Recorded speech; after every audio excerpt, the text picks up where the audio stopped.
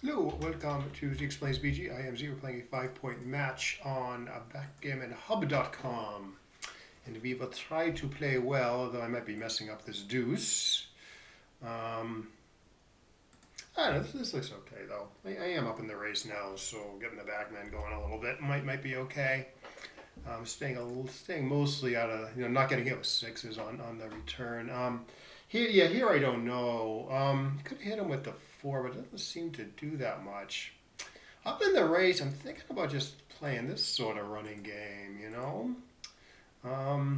Even though it is usually good to fight for the,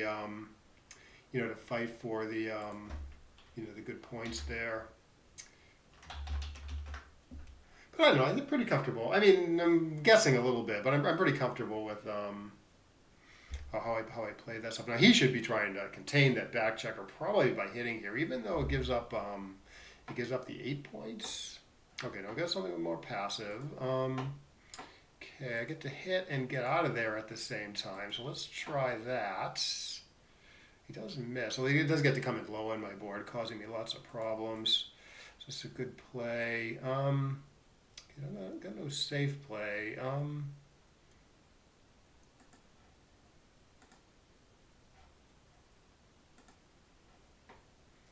Okay. Should be hanging back with this guy forever now. So this is okay.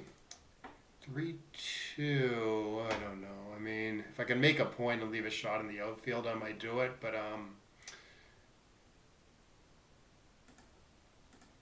this is so ugly. You know what? I'm gonna do this. There's a little bit of two duplication. He's got a blot. I don't know about that one.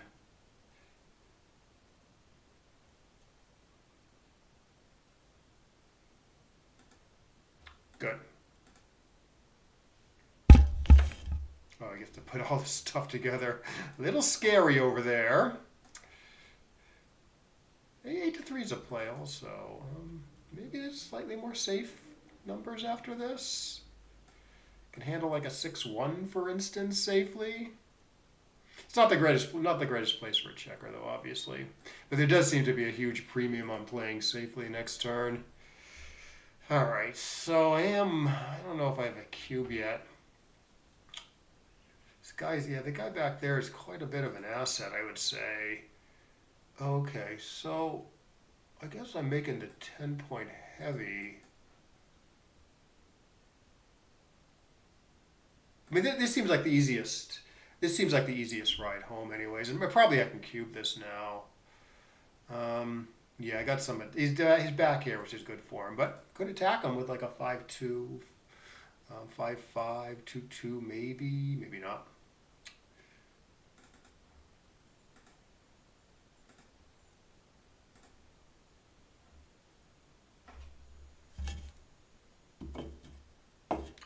Okay.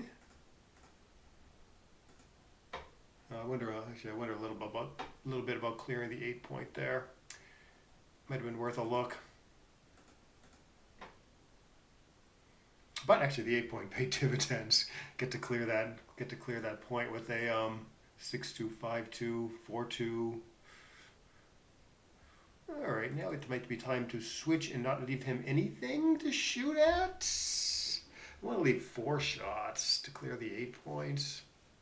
Oh, there's something else here, though. What about switching 5 to 3 squared? Push the gap up a little higher. I don't like the fact that I'm not stripping the 8-point, though.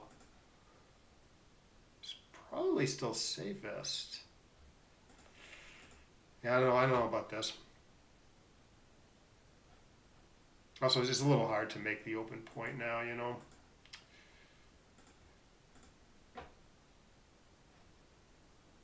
Good. Okay, leave the 3-point open. It seemed a lot easier to make the point.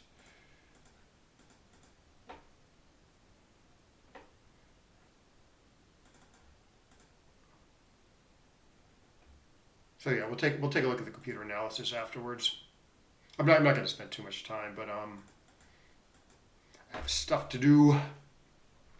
I thought I'd try to play a quickie. All right, I got very good gammon chances here. Kind of out of nothing, you know. There's great rolls.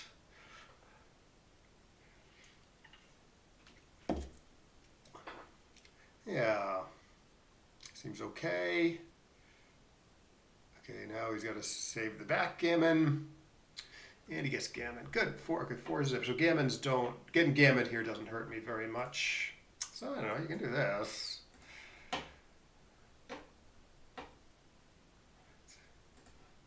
Usually I split there, but double match point situations, I don't mind doing the other thing.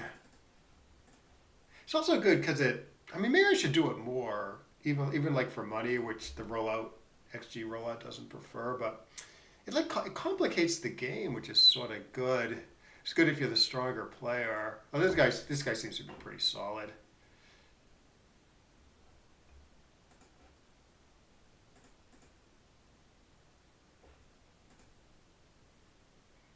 He's got one completely safe play, no, two completely safe plays. You can stack the 5, which is correct, or go behind me, I guess.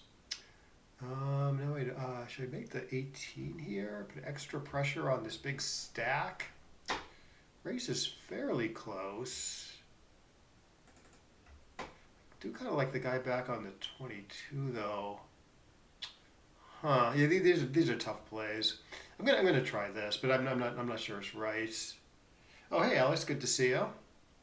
I don't know. Do you find this play like sometimes like it's always like unclear to me whether like you want to upgrade from like the 21 point to the 18 point when you're playing a holding game, and I feel like that's always like a pretty tough play.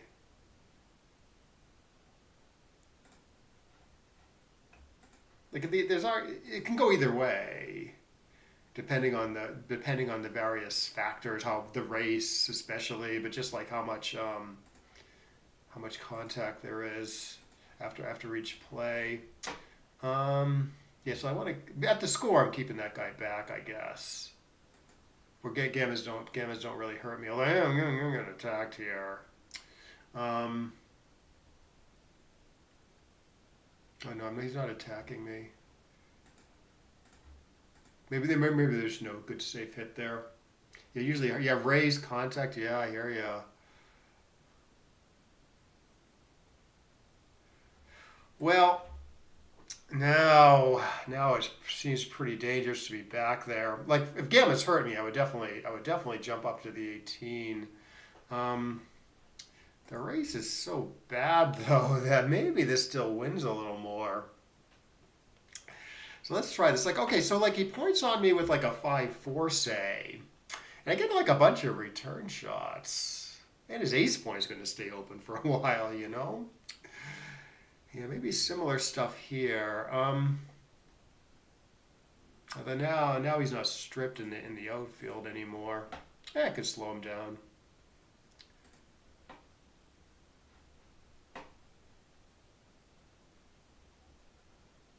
Oh, he didn't hit me there. Interesting. Okay, I guess I want to duplicate ones by doing this.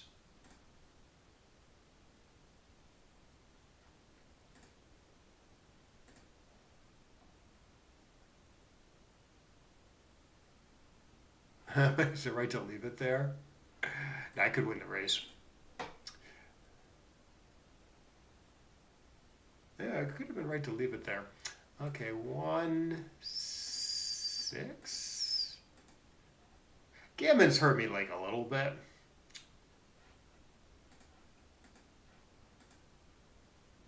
I'm dead. Alright, well likely it's going to be 4-1 or 4-2. Not too bad.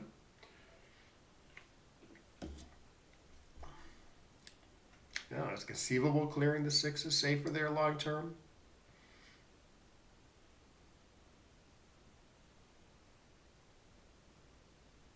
May have racing chances, right?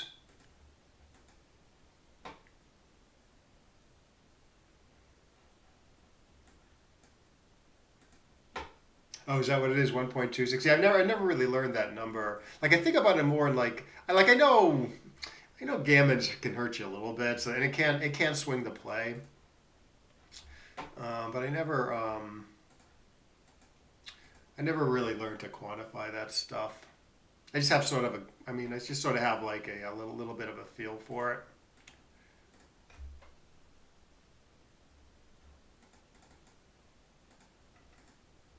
Anyways, okay, so it's 4-1. Okay, so do have a free drop available here, which I don't know whether I should use it or not. I mean, you make a good point. He's going to make a better point likely. Um, I don't know. I can take and save the free drop for later. I should know this, but I actually don't know this.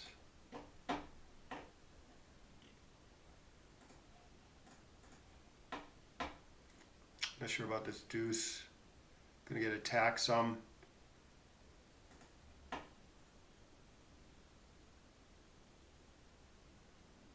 Hmm. Oh, interesting. Huh. So free drop is worth most at 4 away, then 2 away, then it starts decreasing from 6 away onward. Huh. Yeah, I don't think I knew that. Um, um, um, um, um, um. Well, for money, I would hit. Sort of gammon save at this score now. So maybe anchoring is like okay at the score. Definitely gets gammon. Definitely gets gammon last. Doesn't win as much. Oh man, can I avoid? Can I just This is a little cowardly. Yeah, we'll see. Well, I'm not sure I'm playing this that well. We'll take a look. We'll take a look at the computer analysis afterwards. I got to do this now because the win percentage is hugely different.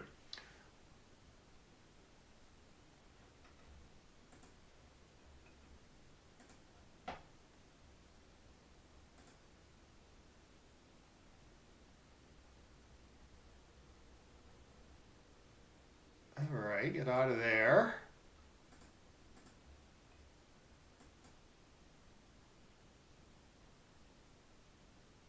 Well, I don't know if my plan was correct, but it does seem to be working quite well.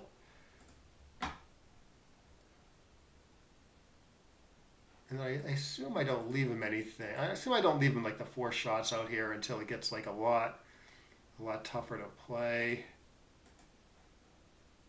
5-1's okay here too. Because I got so many rolls that just clear this safely. There we go.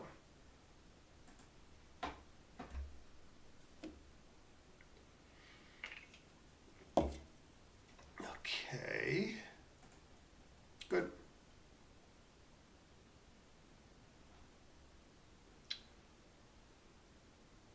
Okay, so how bad is this? If I just do this.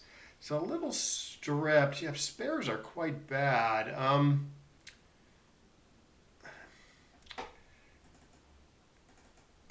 don't like that 6-6 is a blot number, as well as 6-4, 6-1.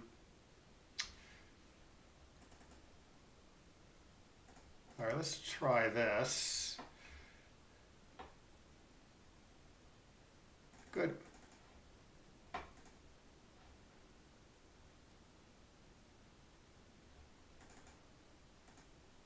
That might have been a close call on the 4-2.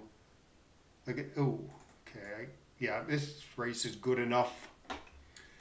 Especially if he rolls a 3-1. Okay, he even resigns. Yeah, I would play on there, trying for a lucky break. Okay, well played match. A 2-4, 2-4. The luck was the difference. Say well played. Okie dokie, let's go to XG mode.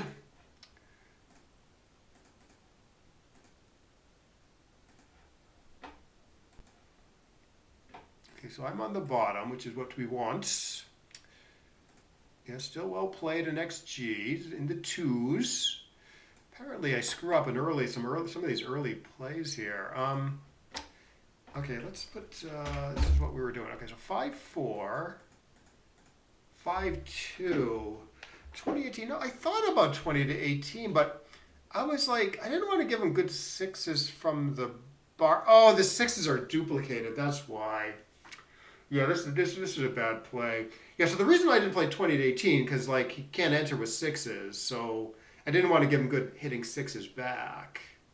But the sixes are duplicated. Like his sixes are still good, right? Because I do my play, and his sixes are still like quite productive. They anchor. Yeah, I didn't see the six duplication.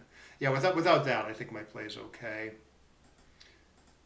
Yeah, like his sixes are still good, and he's happy to hit me with aces. Okay, and then okay, 5-4. Okay, so 13 to 4 isn't crazy. Um, but thematically, I'm up in the race. I can escape a guy while he still has three men back. So thematically, it does make more sense to run. One man back versus three. You don't want to get into like a hitting contest. If the 5-2 changes on plus plus, right? Yes, this is the plus eval. I'd expect the computer to understand this position. So I'm going to guess the plus plus is going to be similar. Yes, it's pretty similar. Although it did get a little closer, which I think is an indication that like a rollout will make it even closer. Being on the 24 versus the 22, this kind of argument is both ways, right? I mean, I'm up in the race, so maybe I don't mind getting the guy going a little bit. On the other hand, you don't mind staying all the way back and like making it a little harder for white to play sometimes, especially since that guy isn't blocked at all. So if I would have gotten that right if I noticed the six duplication. Okay, 4-2. Okay, hit and get going. Still up in the race. 4-1. Yeah, I did think about 6-1 here. This is a play that you want to keep in mind because you're leaving a shot anyways. So maybe you leave it by playing 6-1, and the benefit is, the white block could come in high, and then you have an easier like he rolls a 5-6 or something, and then you can just kind of play behind him forever. So that's like a real play, and I did think about that. The problem is it's two blots and more shots than my play. So that's why I did something a little more positional. But you see, it's like not that good because it's still gonna be very difficult for me to play safely over the next few turns because this checker is all the way down there, and that's assuming I get missed. Okay, make a decent play here, it looks like. So how bad? I thought a real candidate was 9-6, 8-6 because I've escaped everybody and I'm hugely up in the race. It was just too ugly and too hard to play safely, down the line. So it does prefer 13-8 or 9-4. Better than the stacky play. This guy, we can put it up on the board to show how ugly it is. Well, how do you play safely? Maybe the way to think about this is, okay, this is safe, except it's not, because it's going to be like impossible to play safely in the next few rolls. So maybe you leave the shot now while white's position isn't together.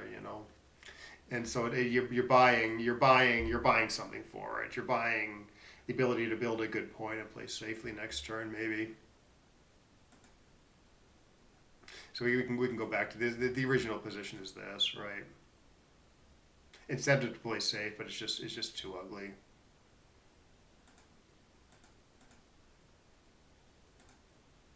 Yeah, okay. So the builder paid dividends. Get to make the points. 3-2. Okay. Find a cute play here.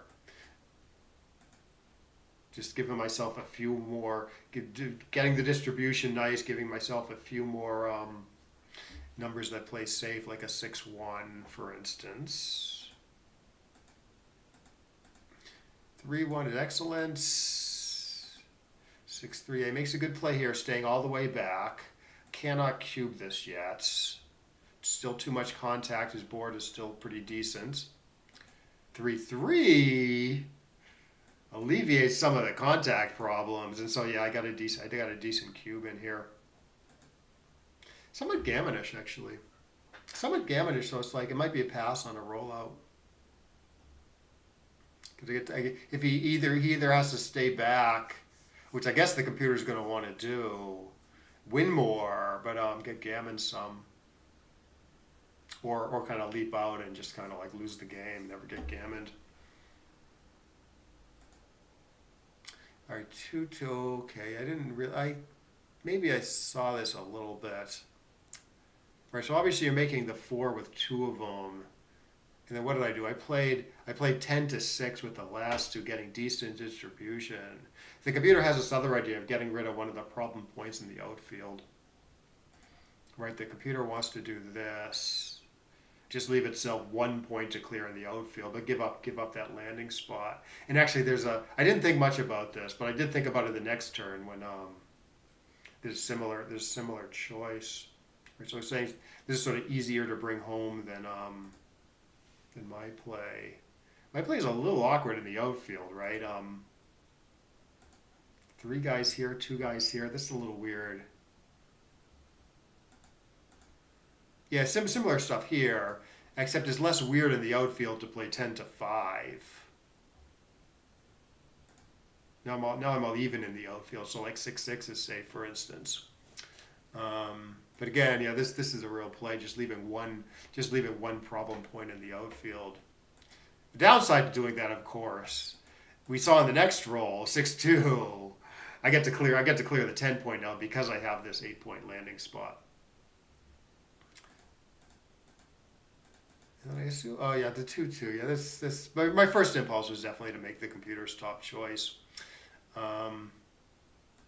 This is maybe a natural thing, right?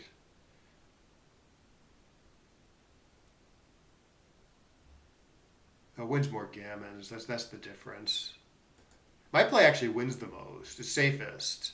It's safest because you're like pushing the gap up, so there's fewer checkers. There's fewer checkers above the gap to worry about. Now, of course, the downside. There's a number of downsides to it, right? If you do the right play, you're stripping the 8 points, so you can clear it next turn, and you have more chance to make the 3 points. And I guess you're blocking the bigger numbers, so you gammon them more. So that's the difference, I guess. Yeah, I didn't think about the gammons really. Oh, I probably still would have done my play. So yeah, double match points, you probably do this.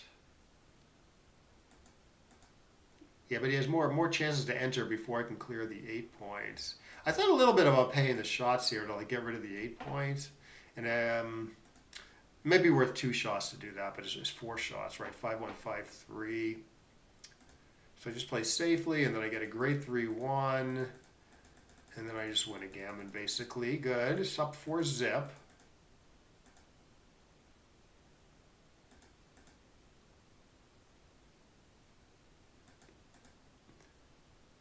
All right, this is where I switch anchors. 8-3. Oh yeah, 8-3 is fine. Okay, it does like switching the anchor here.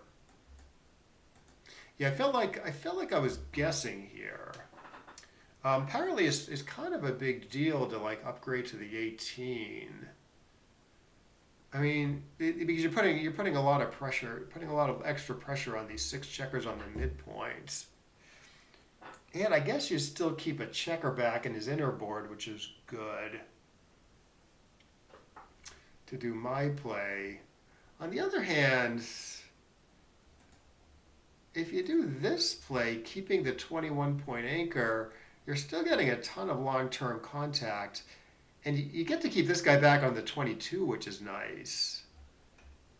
But swung it for me, and I'm not saying this is like the only factor or even the main factor. Race is like, I'm in the race still, so maybe that argues for the forward anchor quite a bit strongly. But I don't know. I mean, this could go either way, even when the race is this close. So I don't have a lot of great advice there. Okay, so 6-2 for him. Okay, 3-3. Okay, so this was fairly clear to me not to move this guy due to the score in the race situation. Like if obviously if gammas hurt you, you're getting gammon more by staying back. So there's a little bit more argument for doing it for like doubled money. It might still be okay at the score. Yeah, it's borderline. Yeah, both plays win according to the computer, anyways. Both plays win the same amount. Still some contact, I guess, if you move it up. But the extra gammon losses swing it, even though gammons are not very valuable for him at the score.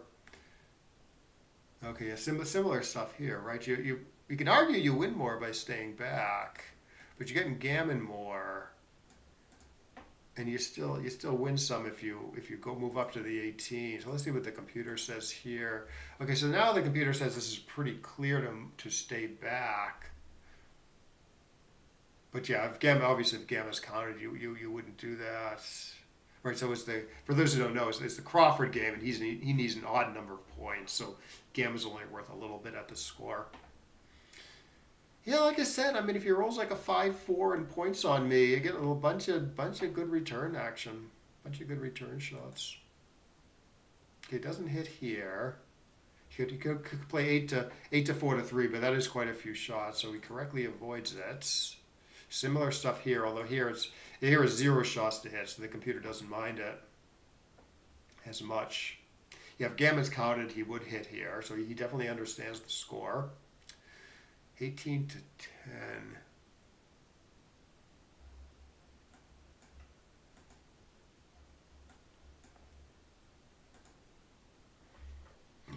Excuse me. Yeah, similar stuff here. You can stay back, maybe argue you win a little more.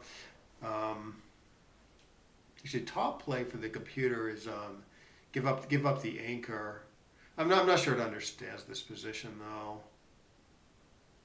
It might be wrong, because like for money's say, if you play 18 to 9, there's going to be like a lot more hitting, which is going to up white's gammons and up my wins. I'm not sure the computer fully understands that that white's not going to be hitting if he takes on a bunch of risk at this score. Like I think a lot of the look ahead is done at like cubeless money look ahead. Like for instance, like okay, so you do a four ply eval, say, at this score. It needs to choose. It's going to look ahead like 4 moves into the future. It needs to choose plays for that look ahead. I think like it's not choosing at the score plays for the look ahead, so I think that can throw off the eval in situations like this. And the computer still says this is okay. My play's okay too, staying all the way back.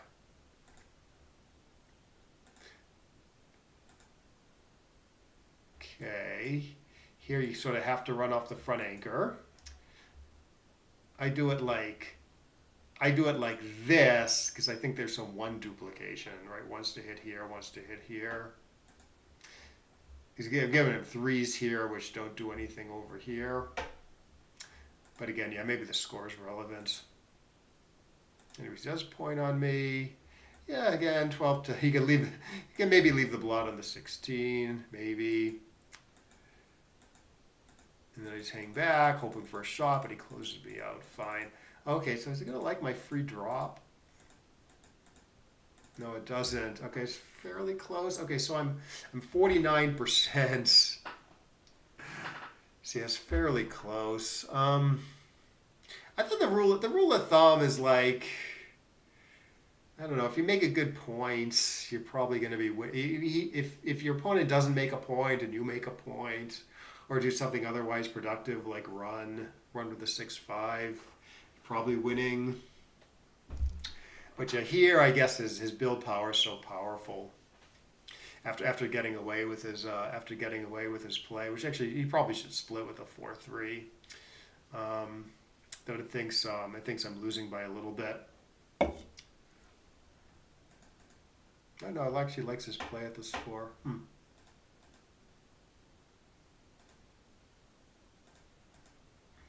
All right, so it doesn't mind splitting here, even though you're kind of splitting into the attack a little bit. It's just that 13 to 11 strips the midpoint. It's not that. I'm still getting stuck back there. So I do correctly split. Interesting. I sort of do the obvious thing of making the 5 here, but it wins the most, but it does get gammon a little more because you're foregoing an anchor. So the computer says some other stuff is okay. It's a grade 2-2. Oh, okay, so hitting is a blunder here. Big blunder. I thought there was a chance it was right even at the score. Like I would do that for money. I would play 13 to 7, 6 to 4 for money. But apparently that's probably wrong given these numbers. It just looks like such a powerful front position, threatening to make this really great 5 prime. But the computer says no, no, no, you have to anchor here. Because he's got such a good position. 10 guys in the zone. Even though you're putting them up on the bar, it's just too risky. 4s and 3s hit over here, plus 5s over here. We can take a look at the money eval. But you have the score where gammon's like hurt me a tremendous amount. It's like way, way, way, way wrong to hit.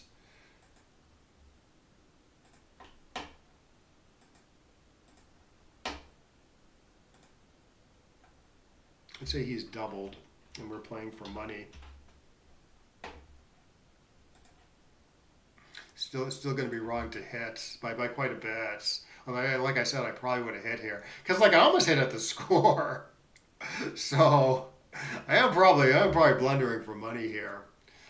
So yeah, just nice and solid. You're locking up the point instead of doing this very risky loose hit.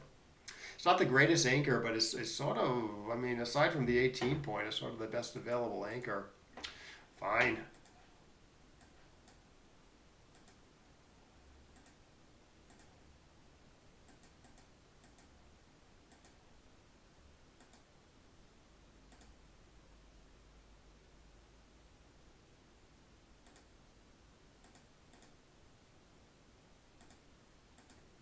Okay, 6-3. Okay, so what do I do? Okay, so I run all the way, hitting him at the same time.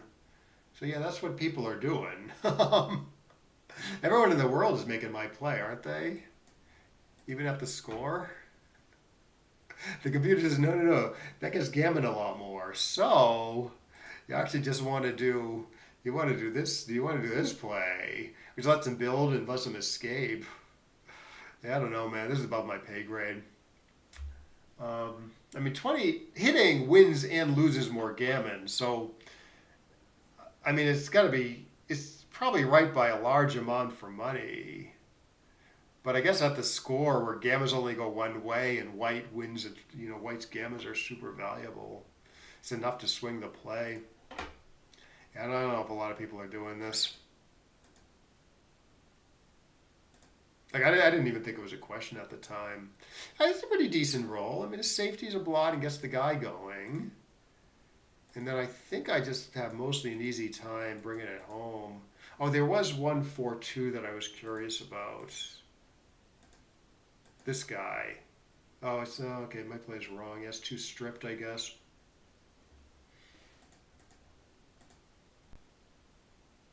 He wants to do this.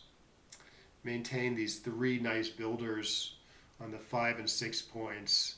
Good for short and long-term flexibility, mostly long-term flexibility.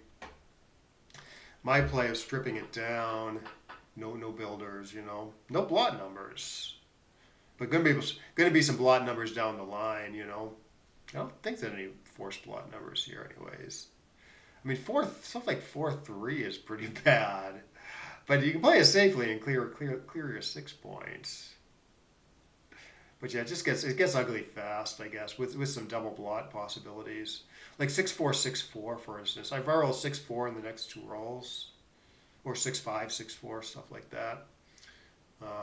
It's gonna be a double shot. So the strippedness is too much compared to this guy. Yeah, maybe I should have known this. One thing I was thinking about was, okay, so I don't like the fact that after my play, I'm sending 2 guys behind the anchor, right? So that's 2 guys. Maybe 1 guy behind the anchor isn't too bad, but 2 guys behind the anchor is pretty bad. And then I was thinking erroneously that, 7 to 3, 7 to 5 still puts one guy behind the anchor. So I was thinking maybe there's not such a huge difference there.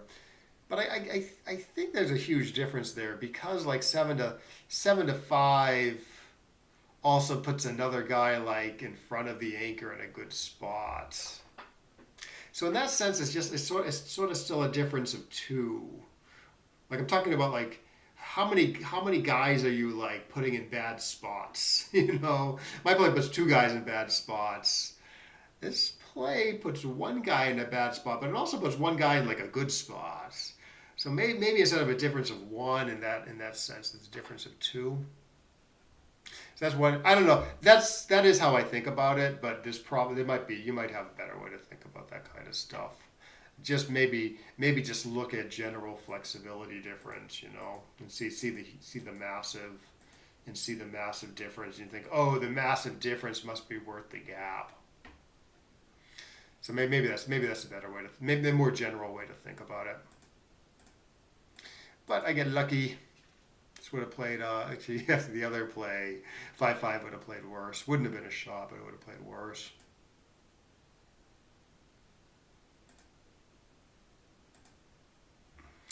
Yeah, if gamma's counted, you can rip 2 here. But it still might be a little questionable. Good. And he resigned. I would not resign here. I would take a roll or 2. Even playing live for money, I would, well, for live for money, you got to save the gammon. But, yeah, why not? I don't know. Why give up 0.25% or something, Maybe he rolled first, and it's always a bad number, and then resigned. But I just hate to give up. I don't know. I hate to give up any equity when it's such a simple thing to roll. What I don't like is when people like matches or something, when like people like pause and try to figure out whether they have any equity left. Like if you have to pause and think about it, it's quicker just to roll and get another roll under your belt, So that annoys me a little bit when people like pause and think for like 5 seconds to figure out when to resign, I really don't like that. Anyways, well, yeah, thanks for watching. I'm going to sign off now, but hope you got something out of this. And I will see you next time.